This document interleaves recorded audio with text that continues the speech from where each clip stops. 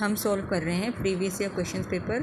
और अभी हम जो है civil services pre examination 2023 held on 28/5/2022 इसका जीएस का पेपर 1 सॉल्व कर रहे हैं। इसमें पहला क्वेश्चन है, with reference to home guard consider following statement. पहला, home guard are raised under the home guard act and rule of central government. Second, role of home guard is to serve as an auxiliary force to the police in maintenance of internal security. तीसरा, to prevent infiltration on the international border coastal areas, the border wing home guard battalion have been raised in some state. तो ये home guard से related कुछ points हैं और बताना है कि कौन से स्टेटमेंट्स जो हैं सही है। Option A only 1, option B only 2, option C सारे सही हैं, option D none of the above.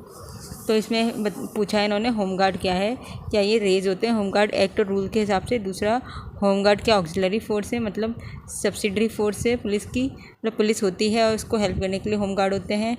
और तीसरा, वो बोल रहे हैं कि इन्फिल्ट्रेशन को रोकने के लिए बॉर्डर्स पे कोस्टल एरियाज़ पे बॉर्डर विंग होम गार्ड की बटालियन होती है। क्या ये बात सही है या गलत है, ये सवाल पूछा गया है।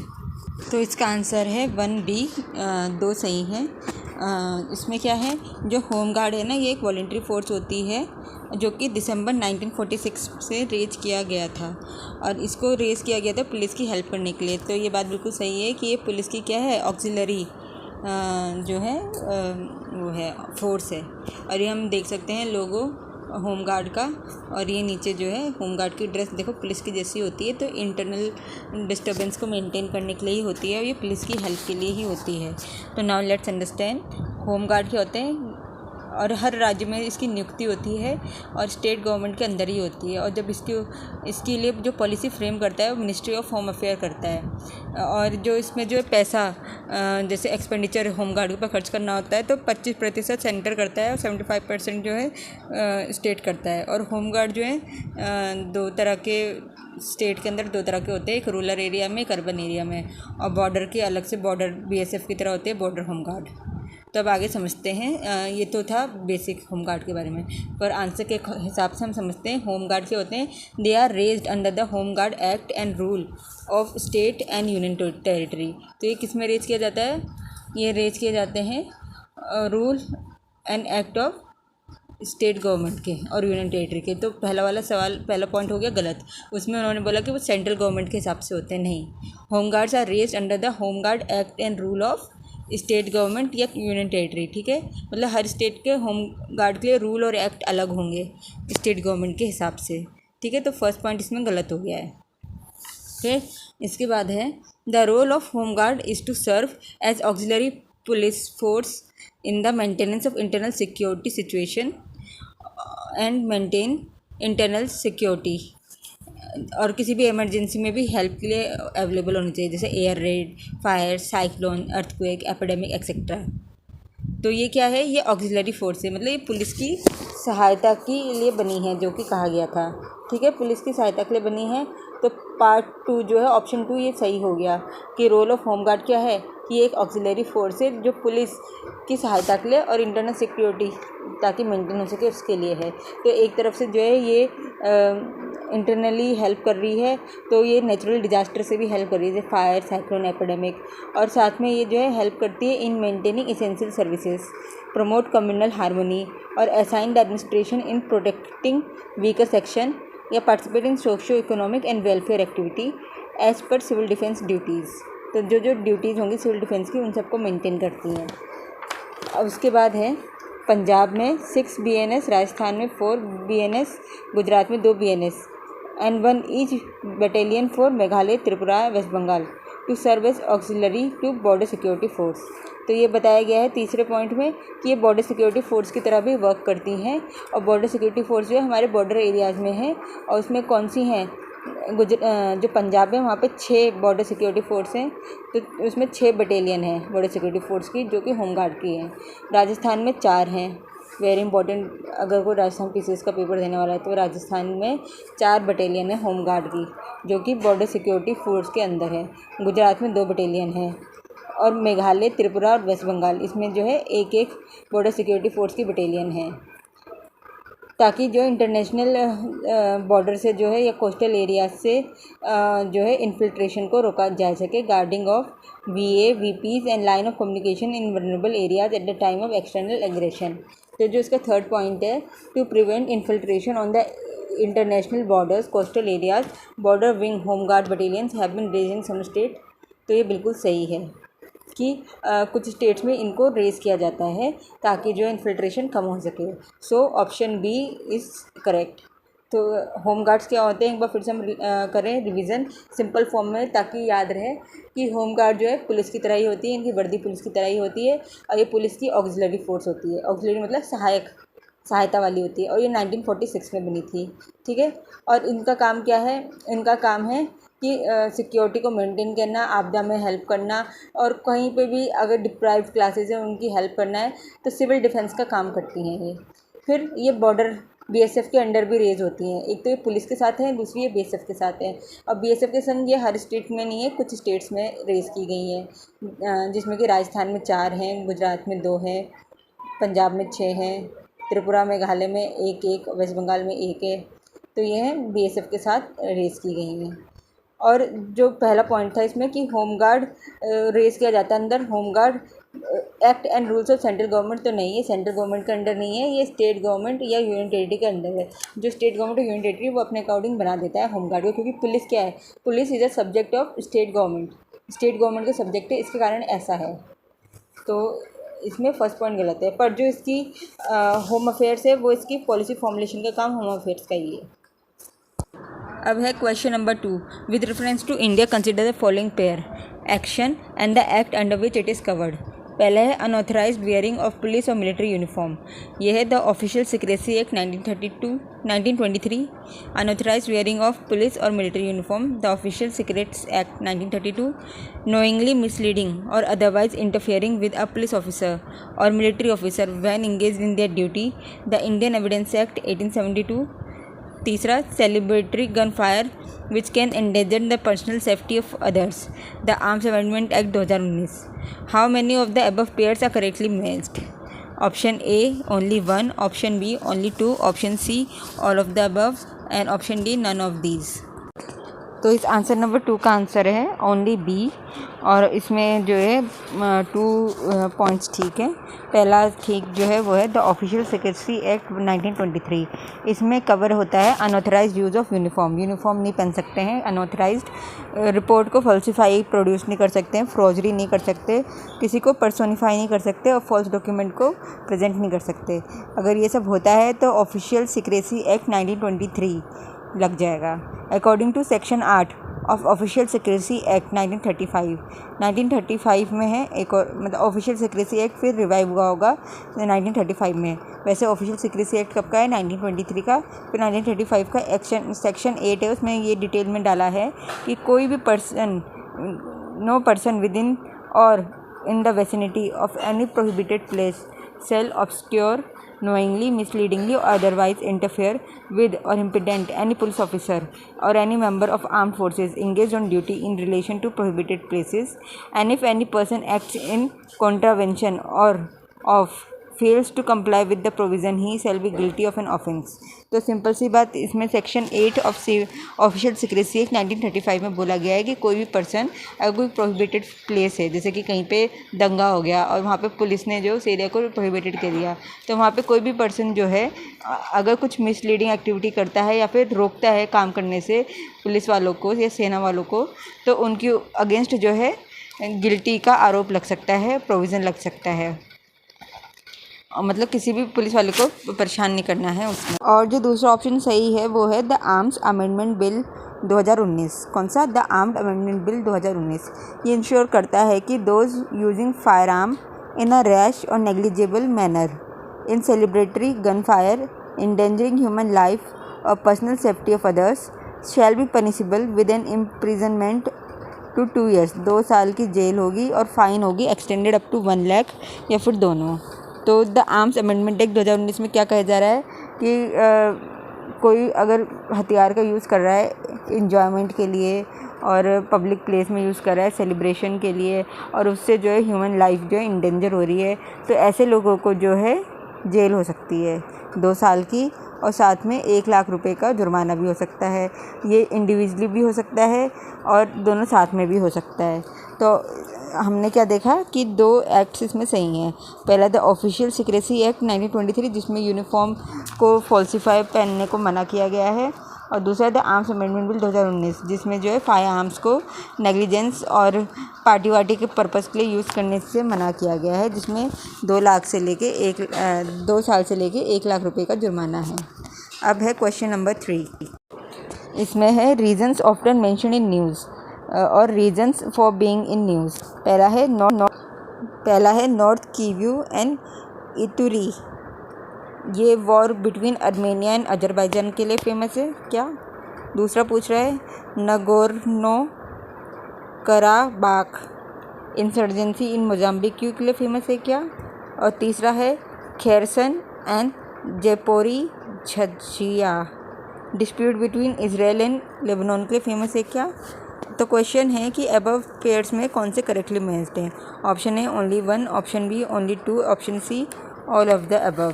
तो इनमें से कौन सही मैच्ड है? आंसर नंबर 3 का आंसर है D, none of the above. इनमें से कोई भी सही नहीं है।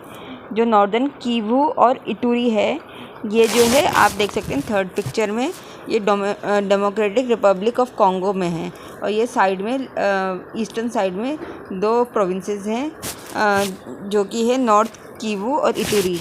इन दोनों के बीच में जो है एथनिक डिस्प्यूट्स हैं, उसका इशू चल रहा है, और ये डेमोक्रेटिक रिपब्लिक ऑफ कॉन्गो में है। फिर दूसरा जो है नागोर्नो कराबाख, ये जो है ये सबसे ऊपर फर्स्ट इमेज है नागोरो खराब कॉन्फ्लिक्ट का। ये अर्मेनिया और अजरबैजान के बीच में है, और ये अजरबैजान कहाँ है? कैस्पियन सी के पास है। और मतलब एक तरह से हम सोच सकते हैं कि मिडिल ईस्ट से ऊपर का सेंट्रल एशिया भी नहीं बोल सकते, पर यूरेशिया और सेंट्रल एशिया इसके बीच का एरिया है, और वहाँ पे जो है डिस्प्यूट चल रहा है अर्मेनिया और अजरबैजान के बीच।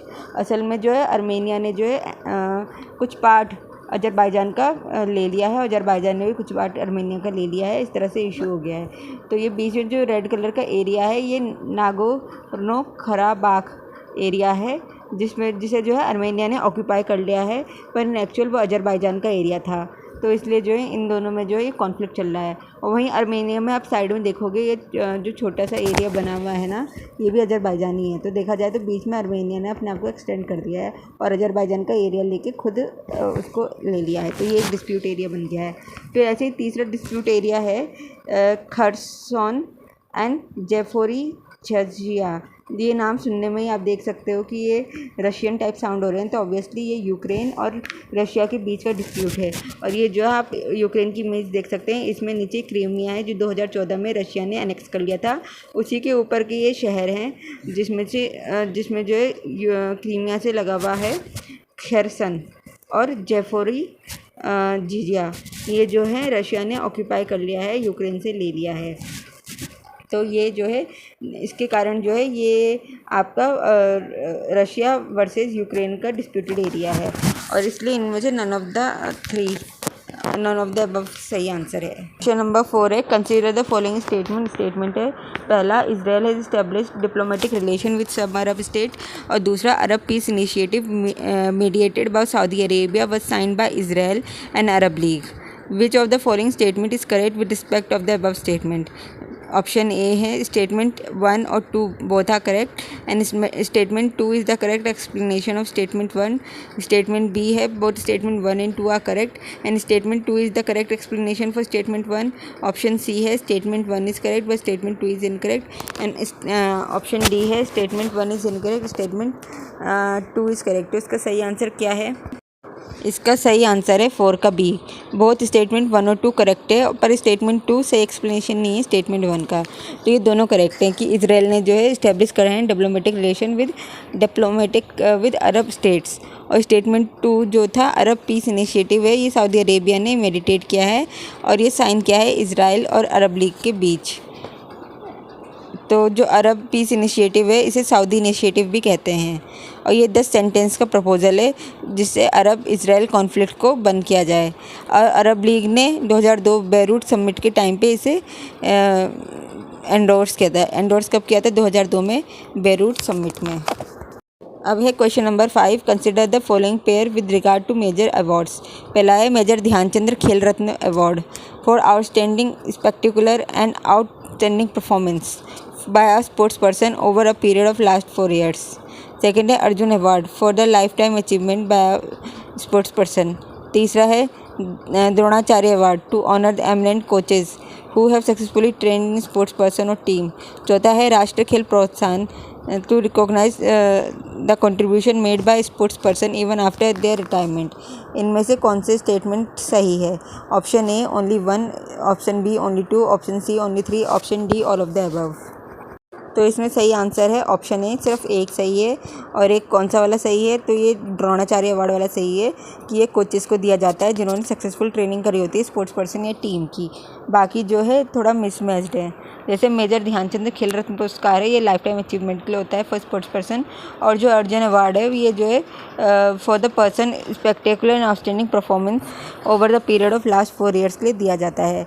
और वहीं जो राष्ट्रीय खेल प्रोत्साहन पुरस्कार है ये ऑर्गेनाइजेशंस को दिया जाता है जो कि चाहे कॉरपोरेट एंटिटी हो, प्राइवेट या पब्लिक सेक्टर की, जैसे कि स्पोर्ट्स कंट्रोल बोर्ड हो सकती है, नॉन गवर्नमेंट ऑर्गेनाइजेशन हो सकती है, स्पोर्ट्स बॉडीज़ हो सकती हैं स्टेट और नेशनल लेवल जिन्होंने स्पेशल रोल प्ले किया हो in the promotion and development of sports.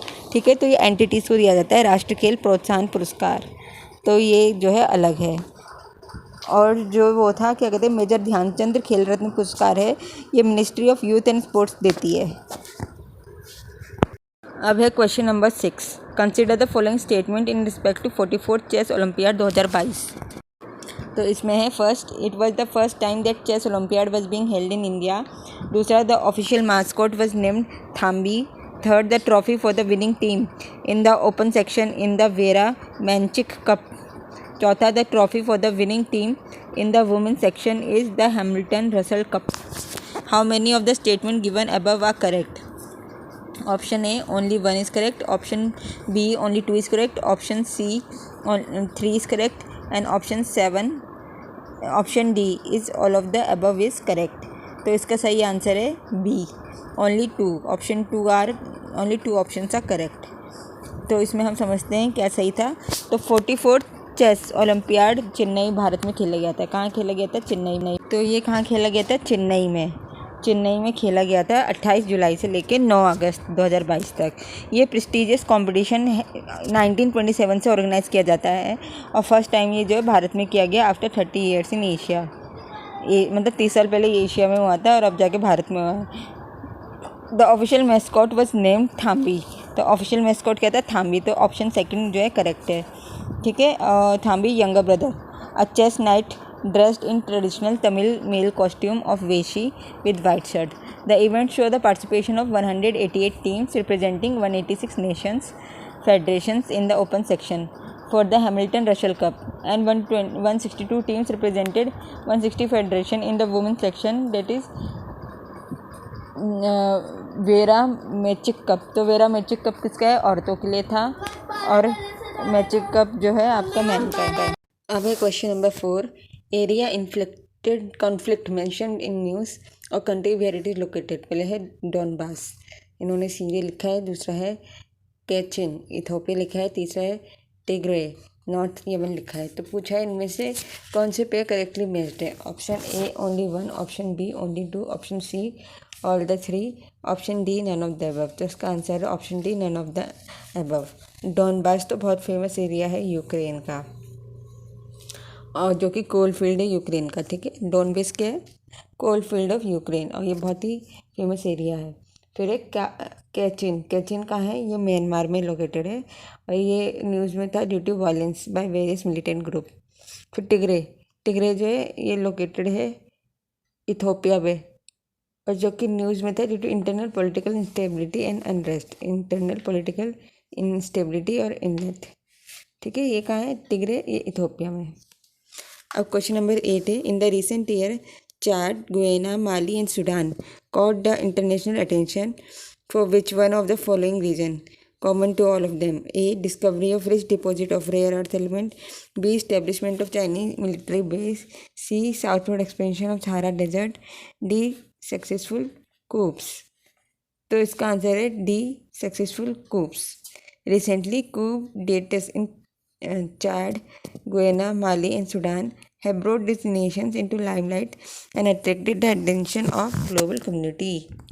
कूप का मतलब होता है army take over, sudden army मतलब मिलिट्री ने जो है गवर्नमेंट पर टेक ओवर ले लिया होगा।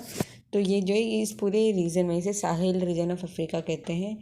इसमें सूडान, चैड, नाइजर, माली, यहाँ पे ये प्रॉब्लम चल रही है। और साहिल रीजन क्या होता है, ये अटलांटिक ओशन से स्टार्ट होता है रेड सी तक एक स्ट्रेट लाइन में। जितनी भी कंट्रीज़ हैं ये साहिल रीजन में होती है और इन सब में ये इशू चल रही है।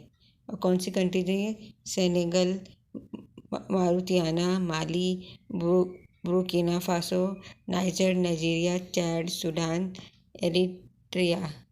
तो ये सारी कंट्रीज होती हैं साहेल रीजन की कंट्रीज। उसमें सूडान में प्रॉब्लम चल रही है, चाड में चल रही है, नाइजीरिया में चल रही है, माली में चल रही है। जो पे यहाँ पे क्या हो गया, मिलिट्री टेक ओवर, सक्सेसफुल कूप्स हो गए हैं। कूप्स का मतलब होता है सडन टेक ओवर। ठीक है, अब है question number 9। Consider following heavy industries: fertiliser plant, oil refinery, seed plant. Green hydrogen expected to play a significant role in decarbonizing how many of the above industry? Option A, only one. Option B, only two. Option C, all of the above. Option D, none of these. तो जो green carbon है उसका utilisation green hydrogen है उसका utilisation कहाँ है? तीनों में होगा। फर्टिलाइजर प्लांट में, ऑयल रिफाइनरी में, स्टील प्लांट्स में। और जो ये ग्रीन हाइड्रोजन होता है ये क्या होता है? ये रिन्यूएबल सोर्स ऑफ एनर्जी है जिसमें कार्बन डाइऑक्साइड जनरेट नहीं होती है व्हेन इट इज़ यूज्ड। तो what is it? It is a renewable source of energy, green hydrogen. Next question is question number 10। Consider the following statement about G20। पहला, the G20 group was originally established as a platform for finance ministers and central banks to discuss the international economic and financial issues. Second, digital public infrastructure is one of India's G20 priority. Which of the following statement is correct? Option A, only one. Option B, only two. Option C, both 1 and 2. And option D, neither 1 and 2. तो बोध ही statement जो है correct है। तो option C सही answer है। G20 क्या है? ये एक इंटर गवर्नमेंटल फोरम है ऑफ द वर्ल्ड जहाँ पे मेजर डेवलप्ड और डेवलपिंग इकोनॉमी साथ में आती हैं। और ये ग्रुप इस्टेब्लिश हुआ था कब? 1999 में, after Asian financial crisis, as a forum for finance ministers and central bank to discuss global economic and financial issues। 1999 में, ठीक है, ये सेटअप हुआ था। फिर उसके बाद है India is hosting presidency of G20 in the year 2023। Development of digital public infrastructure is one of India G20 priority. G20 priority क्या है? Digital public infrastructure development. Thank you.